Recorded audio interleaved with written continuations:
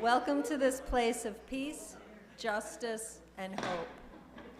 In this Unitarian Universalist congregation, we affirm no matter who you are, who you love, or where you are on your journey, you are welcome here. For those of you joining us online, we are so glad that you are with us. If you're visiting with us today, we invite you to sign our visitor's book. And if you would like to join us for coffee hour downstairs, if you would like, feel free to grab a green mug so that we can be sure to greet you. Also, members and friends, to help folks connect, remember to wear your name tag with your pronoun stickers. If you need a new name tag, you can request one in the living room. I'm Linda Rio. My pronouns are she and her, and I'm pleased to be with you today as your worship associate. Our music today will be provided by Jamie Passman and the celebration singers led by Julia Beckman. We'd like to thank you for placing your phone in worship mode, but please feel free to check in on social media and let folks know you're worshiping here today. Childcare for children under the age of 5 is available in our playroom located in the lower level of the RE building across the alley. Youngsters are welcome to join the playgroups when the older children are sung out to RE. But please know that all ages may remain in the service. All voices are welcome here. There's always a lot going on around the church, and you can read all about it in News and Notes, which arrives in your inbox every Friday. And there are also printed copies downstairs. If you'd like to receive News and Notes, stop by the welcome table in the living room at the back of the church. And now Reverend Beth has some announcements for us. Thank you, Linda, and add my welcome to that of Linda's. It's good to be with you. I'm the Reverend Dr. Beth Johnson. My pronouns are she and they, and we do have a lot going on in our congregation. I'm going to run through some announcements, and we'll tell you other ways that you can find them. In News and Notes, you'll see that there's an opportunity for UCH, this congregation, to participate with the DuPage UU Church in a 6-session course on transgender reflections and ways to be in solidarity. And the UU Animal Ministry has a film screening tonight. We invite you to join us for that, 5:30 for dinner and 6 for the film. And many of you know that we support Beds Plus. We have a regular relationship with them. We prepare meals, and this is a list of some of the things that are needed.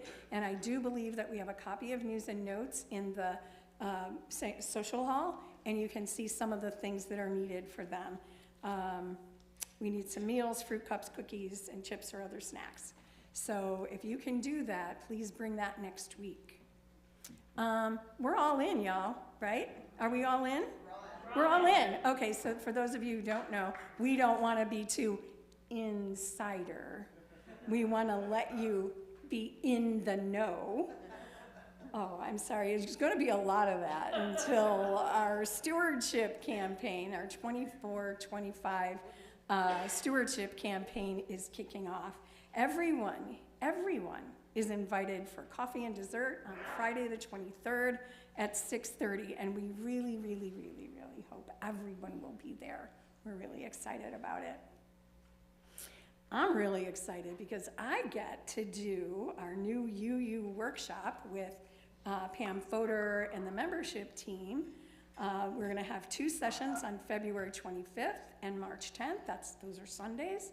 You can learn more about Unitarian Universalism. You can learn about our church. There's flyers at the visitor's desk and more information. Also, there are membership directories available right outside that door as you leave out. So this is opportunities for us to deepen and gather. And I think even if you're not new to the congregation, you can still come to the new UU and get to know other folks. And so I'm excited about that.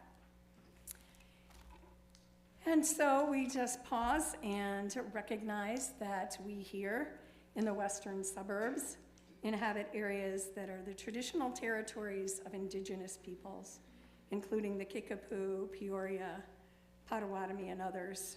And as people trying to live into a more just world, we have a responsibility to acknowledge that legacy and history of colonialism, the harm done to Native peoples, and to work to repair that harm. And now take a breath with me.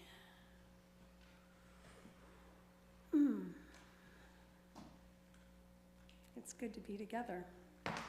I invite us into worship this morning with words by the Reverend Rebecca Savage, who is an African-American Unitarian Universalist minister. We gather today with the sacred intention to declare that justice is our prayer. We affirm in covenants with the beloved community that is possible. Not here, not quite yet. The seeds have been planted time and again, and we remember all those who have gone before us that made beloved community in our time a dream that could be realized. The seeds have been planted time and again, and we remember those who went before us that made beloved community in our time a dream that could be realized. Justice is our prayer. May our time together continue to water the budding trees of our diverse interdependence. May our time together give air and nourishment to the parts of our collective spirits that need to grow and thrive in order to embrace equity as a known way of being. Justice is our prayer. We affirm in covenant with the beloved community that is possible. May it be so. Come, let us worship. It is good to be together. This morning, our theme is the gifts of justice and equity. We'll be singing songs from the African American blues and spiritual tradition. We do so knowing that for most of us, not all of us, our experiences are different from those who these songs represent an unfulfilled yet hoped for and longing imperative. As we consider this month's theme of justice and equity, I count among these gifts the songs and poetry and art that have been and are essential to movements for justice and equity. Arts and culture are an integral part of that work. How many of you have seen that? Street arts, banners, signs, and the songs. Oh, the songs. Our opening song, Come and Go With Me, is a traditional gospel blues song. It was recorded on April 20th in 1930 by Blind Willie Johnson with backing vocals by Willie B. Harris. We'll be singing the version found in our hymnal, but I encountered other lyrics that speak to our longing as well. There'll be loving in that land. There'll be no hunger in that land. Beloveds, as we sing together, I invite you to consider this an invitation, or even an imperative, perhaps, to go together to the land that I think of as beloved community, the not yet, but coming into being community of justice and love. So as you sing, I invite you to imagine, to see in your mind's eye, to feel in your body and your spirit what that land would look like. Now, this is a zipper song. We just changed one word in the song of these four verses that we're going to sing. So just know that you probably don't need your hymnal much more than the first verse. So I invite you to rise, embody your spirit, and come and go with me to that land, y'all.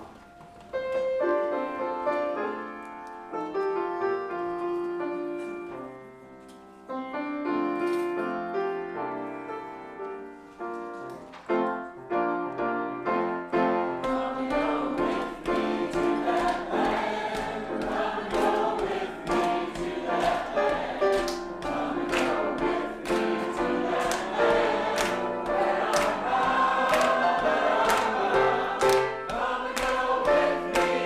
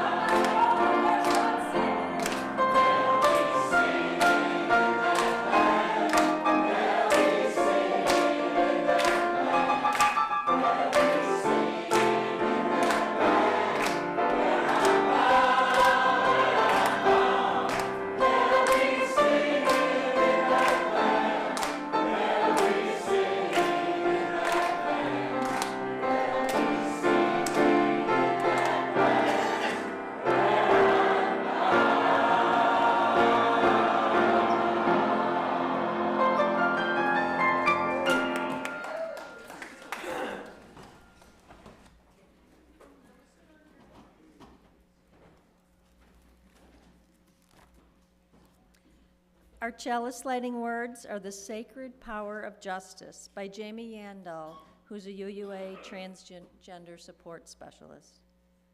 We light this flame to ignite the sacred power of justice. We light this flame so that it may be a beacon of hope in moments of uncertainty, fear, anxiety, and the unknown.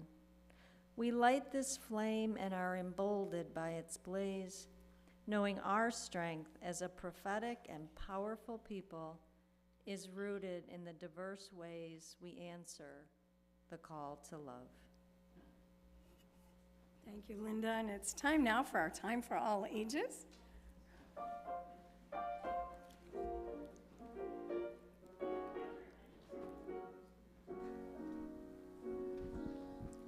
Hi, what you got?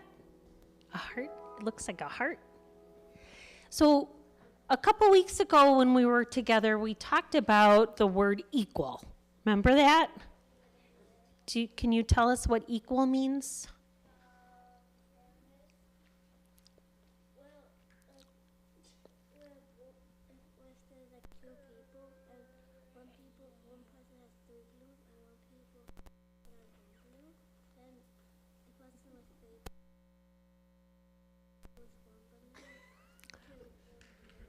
Okay.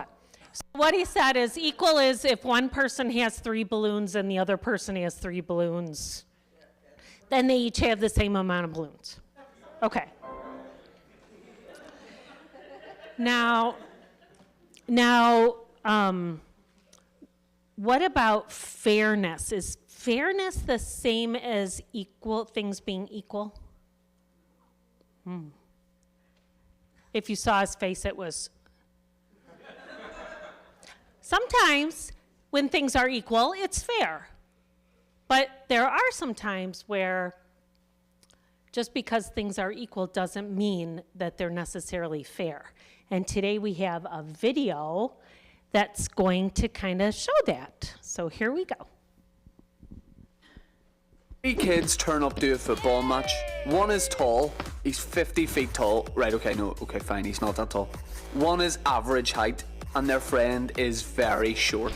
A low wall separates the stands from the field, and they're in the front row. The stadium's packed, it's standing room only. The tall one can see over the wall easily. His friend can just about get her nose over, but their small companion hasn't got a chance. All of them are equal, they're all standing on the ground. They all paid the same amount for the tickets, but is it fair? A steward offers our little friend a stool to stand on and a box for his mate. Now they're all the same height. It's not equal, each is standing at a different height, but it is fair. Everyone can see the game. Life is full of inequalities. Some of them are unplanned, like the height of that wall. Some have been built intentionally, like racism. When inequality exists but isn't put right, it's called discrimination. We discriminate all the time, and that's a good thing. After all, why would you choose ugly clothes, a tasteless meal, or a boring movie? Calling someone discriminating is a compliment. It means they have good taste. The problem comes when we discriminate between people for reasons that are based on fear or prejudice. It's fine to choose not to spend time with someone if they're hurtful to you. The problems start when you begin to treat people differently based on their race, gender, or beliefs. People who are discriminated against feel vulnerable, depressed, lonely, and fearful. Imagine how bad it feels if government, business, or society as a whole discriminates against you. How would you feel if people were against you everywhere you went?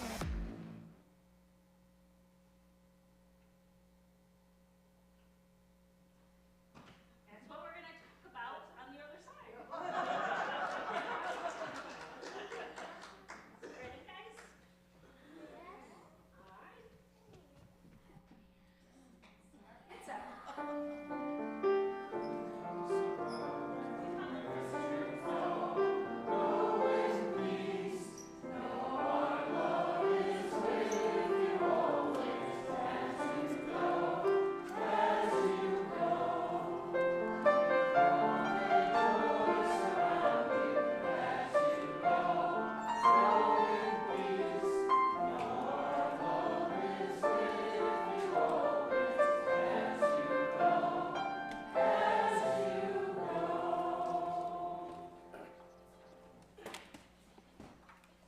song that the singers are going to present is called the Freedom Song.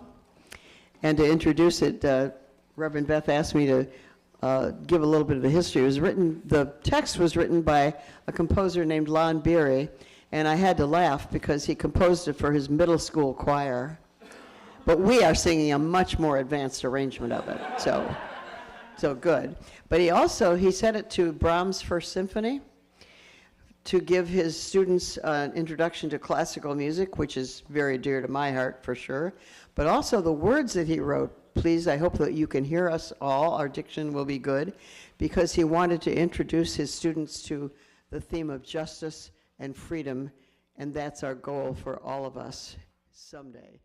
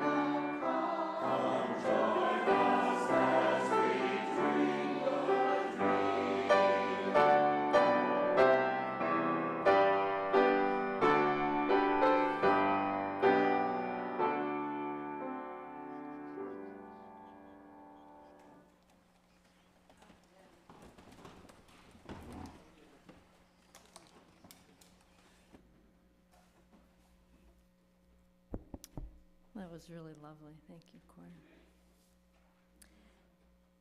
Many of us came to this church and Unitarian Universalism generally, in part because we saw so much injustice and inequity in the world, and we needed a place to try to understand it. What we found was not only a place where we can learn without censure the realities of injustice, but where we can also join together to push back, make change, and have our collective voice in support of justice and equity be heard. As we gather together each week, we strengthen our resolve and our ability to work for justice. By supporting this church, you also support the work we do in the larger world to reveal the truth and to bring about justice and equality. Please join as we say our offertory words together. This church is made up of all of us. It is what we learn together, the work we do together, the fun we have together. It is what we share with one another, with the people around us, and with all the world. We now gratefully receive your contribution. Thank you in advance for your generosity.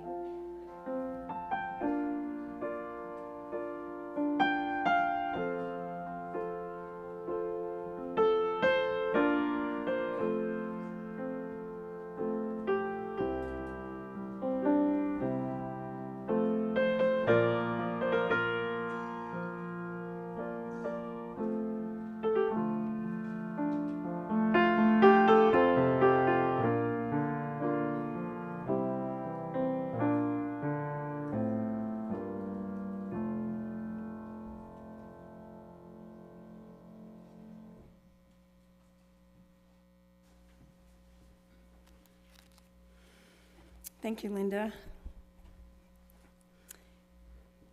In a moment, we're going to sing the song, There Is More Love Somewhere.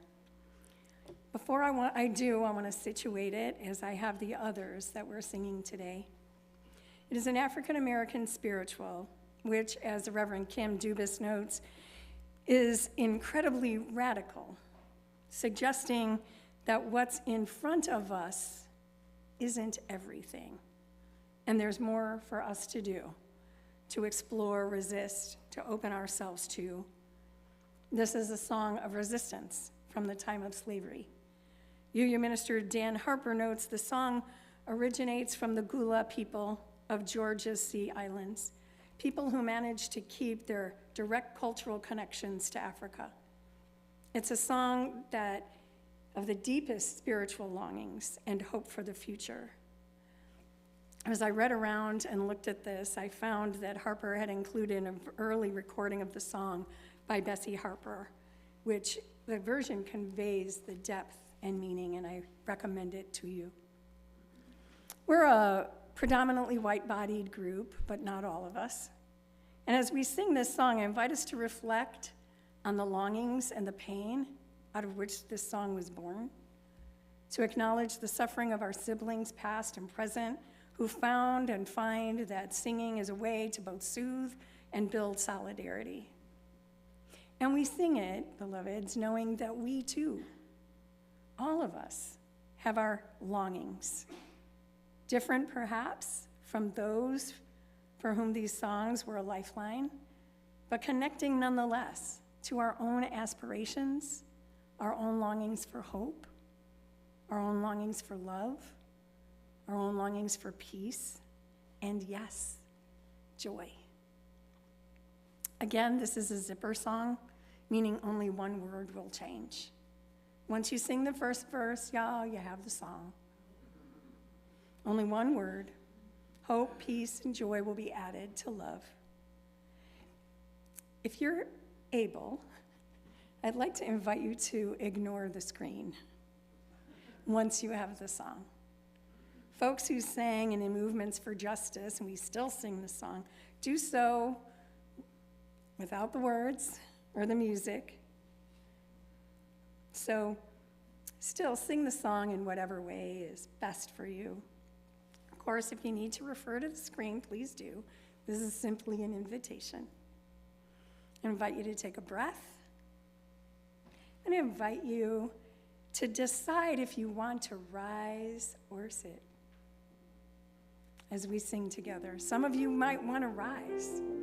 Some of you may want to sit. See what works for you.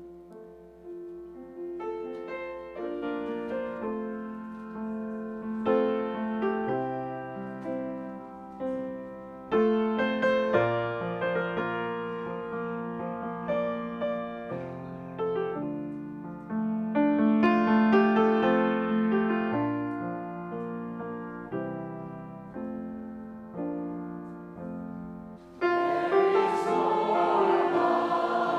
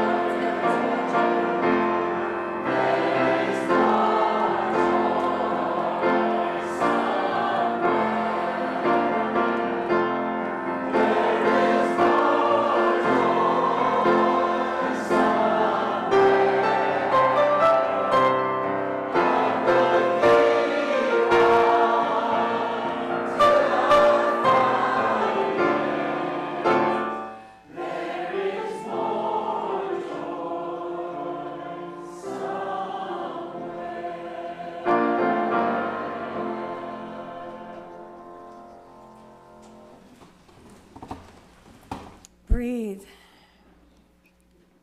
What is it that your heart longs for? We make the space in the service for sharing our joys and our sorrows, our longings, our loves, our lostness, our hopes, our dreams, those marker events in our lives.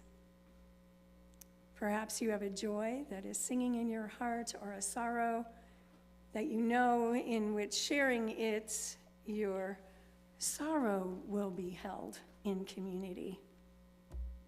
We do that by dropping a pebble. Each one is unique, signifying the uniqueness that you each are. And you can say a word or a phrase, and just a reminder that pebbles can be dropped in silence.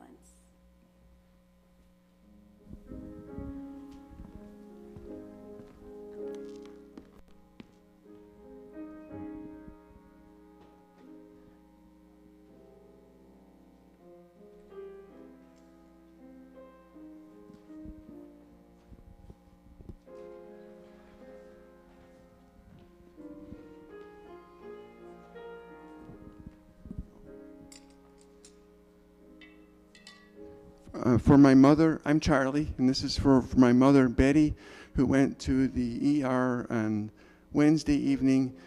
Thursday had kidney stone surgery, and not uncommon to that, has an infection that as soon as the antibiotic resolves tomorrow, maybe today, she'll go home. Betty.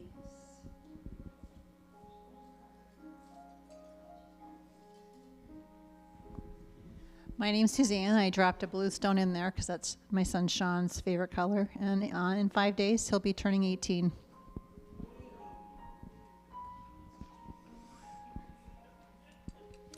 Good morning, I'm Kathy, and I dropped my stone for Octavia Mitchell, who was here with us last week. She asked for support for her organization, Heal Your Heart, which she started after her son was murdered. She emailed me this week that her stepbrother was killed on Monday night.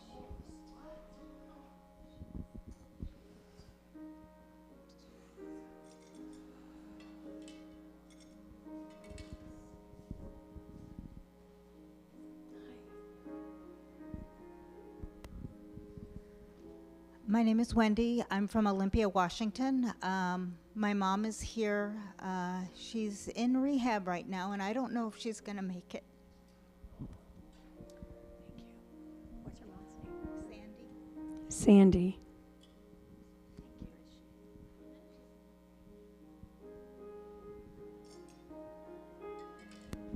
I'm Anita, and my husband's going through some heart issues right now. His pulse was down to 30 this week, so he's on a monitor. He's doing fine. so we're just hoping.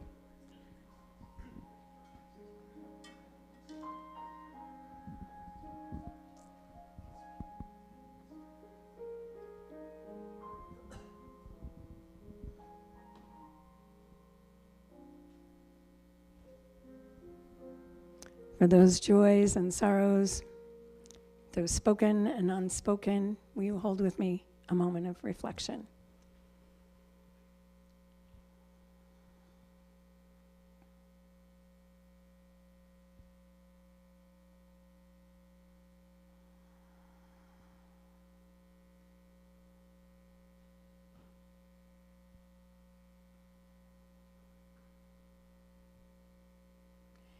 Spirit of life, spirit of love, spirit of loss, of loneliness, Holy One, moving in, through, and among us, those in this room, and in those we love. We pause before the next thing, knowing that in the celebrations of birth and hope, that we find joy, comfort, and community.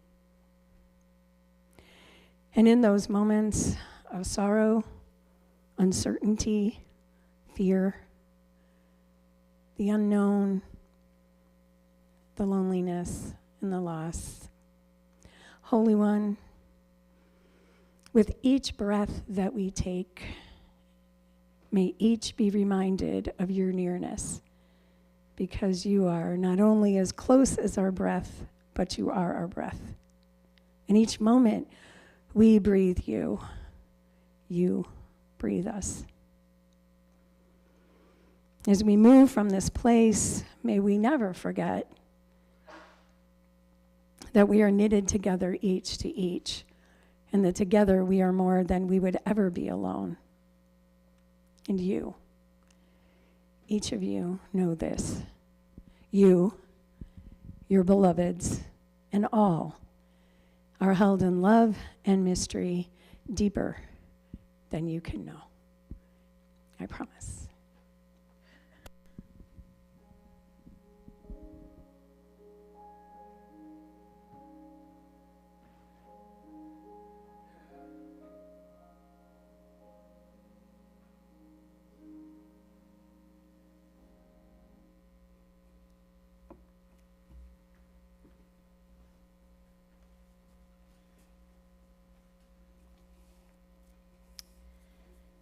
Our reading is again from the Reverend Rebecca Savage. Justice is our prayer. Spirit of life, eternal mystery that holds us close, receive the meditations of our hearts this day. We come together in this quiet moment to unify our hearts again toward the clarion call of our time. May justice and equity guide us to greater connection, a greater truth. Our part is just as great, to approach dismantling systems of oppression within us in order for all of us to be free. To know that when I cherish and tend to the divine spark within me, when I know in my bones that I am worthy of love and whole just as I am, that there is greater potential for mutual understanding and care. Love is not scarce. Our ability to extend compassion and grace can be. I place my hand over my heart and know that I can feel the spirit of life within me. I invite you to place your hand over your heart and feel the spirit of life within you.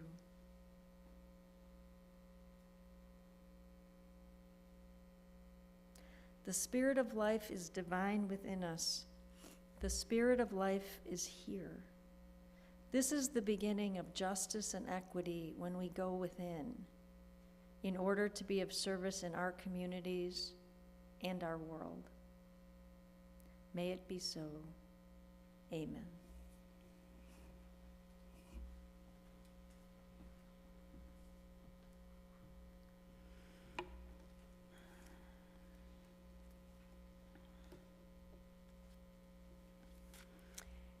Tiffany Bradford Oldham wrote, "Spiritual songs have been said to be the first kind of music that was native to American soil, other than Native American songs.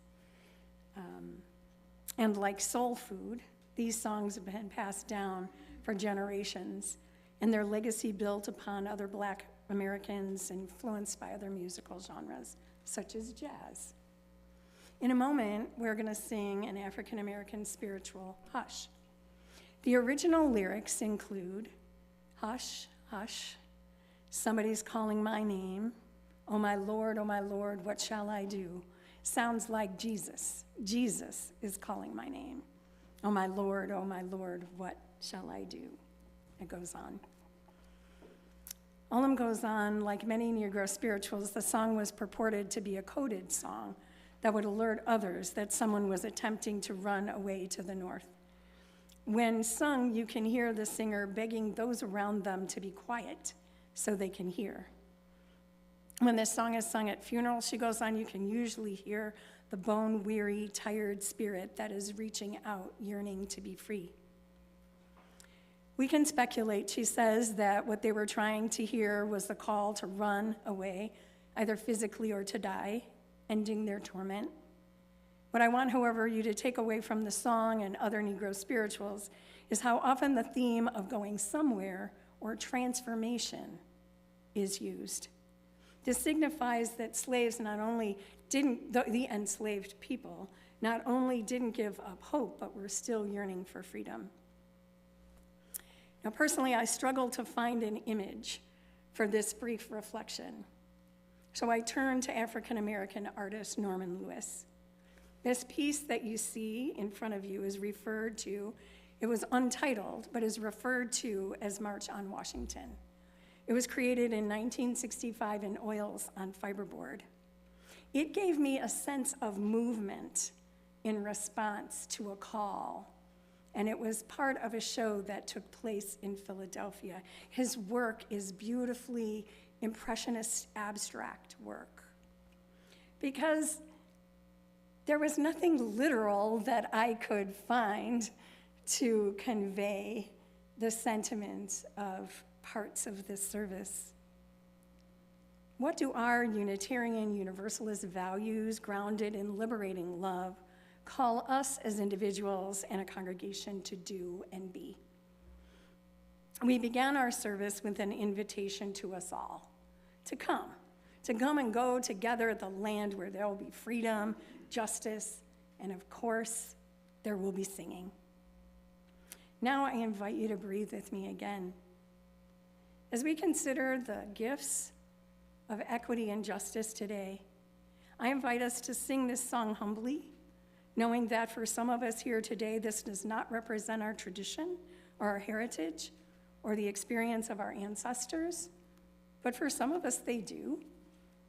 Our story today was narrated by an Irish person who know the struggles of displacement and colonization. Rather, I invite us to sing it with openness as to what we are being called to in these times, in this time, when justice and equity, while having made great gains, seem at times so imperfect and unattainable. And to consider, how is your name being called? The song is Hush.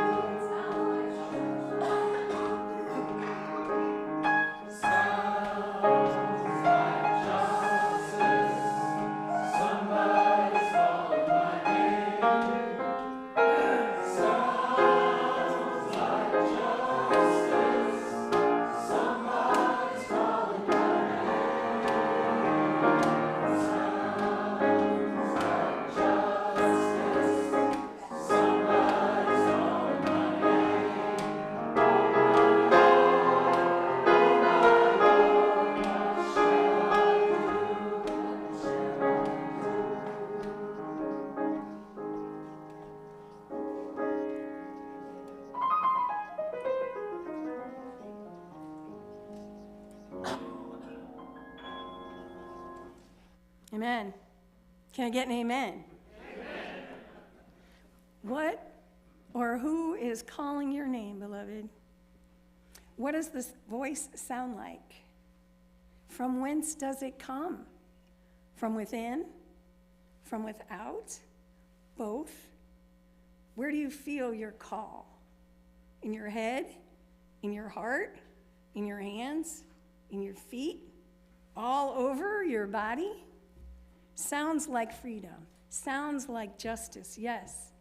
And so it is that justice and freedom and equity and compassion and changing the slides and hope and peace, calling your name, calling our names. As a Unitarian Universalist congregation, I believe that we are called. We are called. We are called by love. We're called by God. We're called by the Spirit of life, the holy, the universe, the still small voice. There is that in life which I believe is inherent in the nature of things that lures us to justice, to equity, and compassion. Sometimes the call is a whisper. You know, that whisper that says, pay attention. Sometimes the call is a shout, get off the couch. Sometimes the call is a nudge, and sometimes the call is a push. Can you feel it? Our world is hurting, and our faith calls us to do what we can, where we can, with what we have. And the beauty of this, beloveds, is that we need to see beauty and joy. Beauty and joy. The joy is that we are not alone in answering the call of justice and love. The invitation, someone is calling your name to come and go to a land where there is freedom and justice and singing. Hush. Can you hear it? Will we go together in the song and prayer that we sing because there is more love somewhere? Unitarian Universalism is a values-based faith not bound by doctrine or creed, but by covenant, which is a sacred promise to journey together in the ways of love. And I believe that includes to hush sometimes, to listen, to go, to follow, especially those who are most affected by the lack of justice, the lack of freedom, lack of hope. As I mentioned previously, we as a denomination are in the process of considering how we best articulate our values. Now, here's the geeky polity part. This is about governance and bylaws. I know, stay with me. The bylaws of the Unitarian Universalist Association are under review for revision. In services each month, we're exploring the values that we are articulating. We began last month with liberating love, understanding that love is at the center of all we do. This is something that this church has acknowledged since its founding. I was reading a book with a collection of this church's services from September 1909 to June 1911, Ron. And on December 4th, Ron is our historian, so you all know that's an insider thing. December 4th, 1910, the service featured the work of Russian writer Leo Tolstoy. Quoting him in the service, "Men think there are circumstances when one may deal with human beings without love. There are no such circumstances. There is an affirmation of the centrality of love and the grounding of our values in love. With love at the center, today we are exploring the values of justice and equity through song and remembering those who have gone before and whose struggle we join, whose struggle may be ours too. We look at each value and how we covenant to live out these in our association and in our congregations. We work to be, in our first value, well, one of the values, not the first. First is love, right? We work to be a diverse, multicultural, beloved community where all thrive. We covenant to dismantle racism and all forms of systemic oppression. We support the use of an inclusive democratic process to make decisions within our congregation, our association, and society at large. Equity, the value of equity. We declare that every person has a right to flourish with inherent dignity and worthiness. We covenant to use our time, our wisdom, attention, and money to build and sustain fully accessible and inclusive communities. Sounds like justice to me. Sounds like equity to me. Sounds like freedom to me. Sounds like hope to me. Our time for all ages lifted up equity in the ways in which it differs from equality. This is an expansion and deepening of how society and institutions provide for all people. In our Unitarian, Universalist, and UU heritage, we understand that we've come from multiple perspectives. Unitarians believed humans need protection. The early Universalists in America argued that believing Jesus' death on the cross saved humanity harmed the spirit of God and indeed allowed people to violate behavior and justify cruelty. Instead, they believed that all humans are saved by creative and active love. I agree. We are saved by creative and active love. Unitarians joined them in believing that we need protection from a vengeful God. They also felt that it was an affront to God when human beings were not afforded to develop fully in their God-given capacities, or what they called the powers of the soul.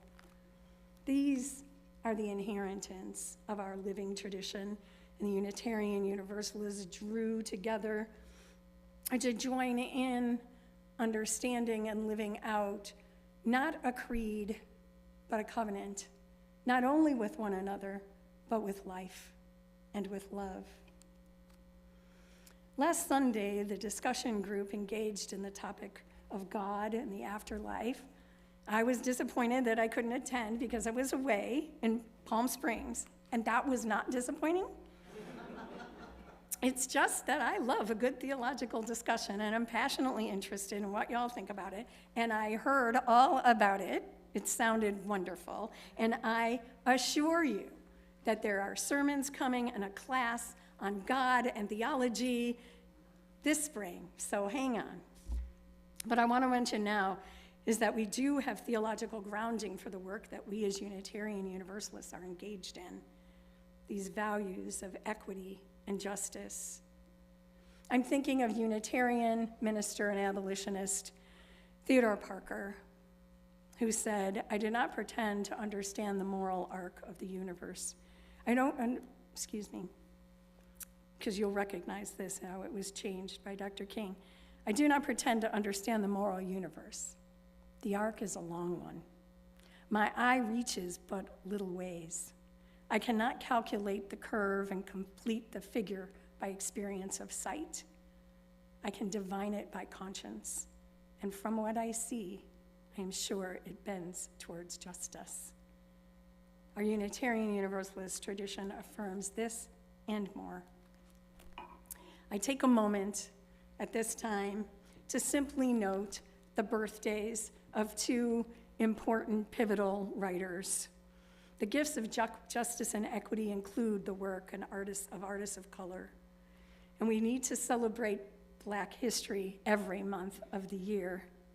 Today, I simply lift up the work of authors and poets Audre Lorde and Toni Morrison, whose birthday it is today. Thank you, sisters, for the gift that you have given me and given all of us, especially those of us feminists who came in on the third wave. So we recognize that everybody has a right to live, everybody has a right to thrive. We in the Poor People's Campaign are getting ready for March 2nd for a march on the state capitol in Springfield and 32 other states to bring the message of justice and equity for our state. And so it is. One of the gifts of justice and equity is prayer, a prayer that emerges from longing and love and the depths of desire. This is a prayer by Reverend Joan Javier Duval, a UU minister of color. In these times when the ground feels shaky and our hands and feet unsteady, we turn to you, O source of strength, spirit of compassion, for we do not know what the future holds. Truly, we can never know. And we need strength in these times of uncertainty. We need the strength and fortitude to hold on, to see clearly, to reach out in love. May we find guidance within ourselves and beyond ourselves. May we be restless for truth when truth is cast aside. May we be seekers of peace as the drumbeats of war grow louder around us. May we hear and sound the alarm for our planet as fires rage and ravage. And in all this, may love rule our hearts. May we know the source of love within us and stay grounded in that source. As we grieve, as we grapple with the unknown, as we work towards creating a more just, peaceful, and sustainable present future, so may it be. And amen. I invite you to join me in our chalice extinguishing words. We extinguish this flame, but not the light of its truth, the warmth of this community, or the fire of our commitment. These we carry in our hearts and share with all the world. Siahamba is a Zulu chorus song that emerged in a rural Protestant congregation, possibly in the former Natal province of South Africa. Let's all hear it for South Africa, y'all. The chorus may have existed in oral form before 1952, when Andres van Tonder of Dundee, Natal, first transcribed it. Van Tonder is also credited as the author of the earliest known Afrikaans version of the lyrics, while the authors of the melody and the Zulu lyrics are unknown. The melody has more similarities with African or Afro-American patterns than with conventional choral European church music. In 1978, the Swedish choral group, Vajur, toured South Africa at the invitation of the Evangelical Lutheran Church of South Africa. Let's get an amen for them too. It was during this tour that Vajur's musical director, Anders Nyberg, heard and recorded Siahamba at a girls' school. Subsequently, this song has been used around the world by schools in their prayers. Although Siahamba has been associated with the anti-apartheid movement, it wasn't composed as a protest song and evidently didn't feature prominently in the repertoire of the anti-apartheid campaigners in South Africa. However, after its introduction in Europe and the US by Nyberg in the 80s, it was often used in the international effort to end the regime of racial discrimination in South Africa, particularly because of its devotional message in a campaign organized by Christian churches in the West. Today, Siahamba is viewed both locally and internationally as a liberation song. As such, it's performed not only in churches and at concerts, but at rallies and demonstrations, processions, sometimes with the lyrics modified. I remember being in Sacramento, the capital of California, for Immigration Day. And there were people from all over, not just Unitarian Universalists, but there were a lot of us there, and we started singing Siahamba. It was the recessional at my ordination, I have to admit. In this way, the song, this tune, continues to contribute to the current struggles for change. The song was gifted to the interfaith community in 1999 at the Parliament of the World's Religions in Cape Town, South Africa. And I first heard it when I was in seminary. The song is first sung in Zulu and then in English. It's another zipper song. You can add different lyrics to it. It could go on and on, Jamie. And as mentioned, sometimes the lyrics... And as mentioned, the lyrics can be changed to a marching in the light of love. The choir is going to sing in Zulu and go into English. And then we will sing marching, singing, praying, dancing. And that's it. This song inspires joy and hope and movement. In the struggle for justice and equity, in the struggles to end poverty, all oppressions, white supremacy, occupation, genocides, and wars, to declare that we do this work while singing and praying and dancing and marching. To do so joyfully may seem incongruous, but I suggest that this is exactly what we get to do because God and the Spirit of life and love is with us, and we do it all in that light, the liberating light that moves us as a source of joy, a joy that comes from knowing that we're answering the call of love, that we are not alone in the struggle. We have each other and all who long for justice and the light of God, the light of love that bathes us as we live from that longing, and we bring it to fruition. Choir, let us sing.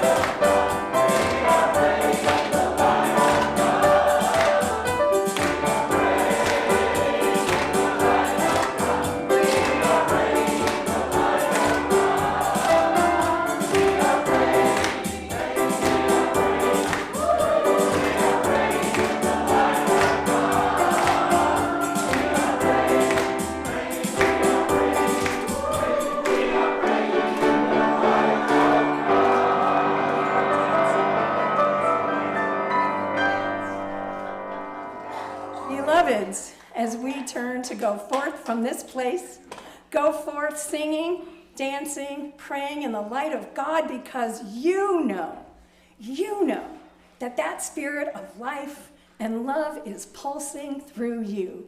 Go in peace, go in joy, go in love, go dancing. All right, let's dance.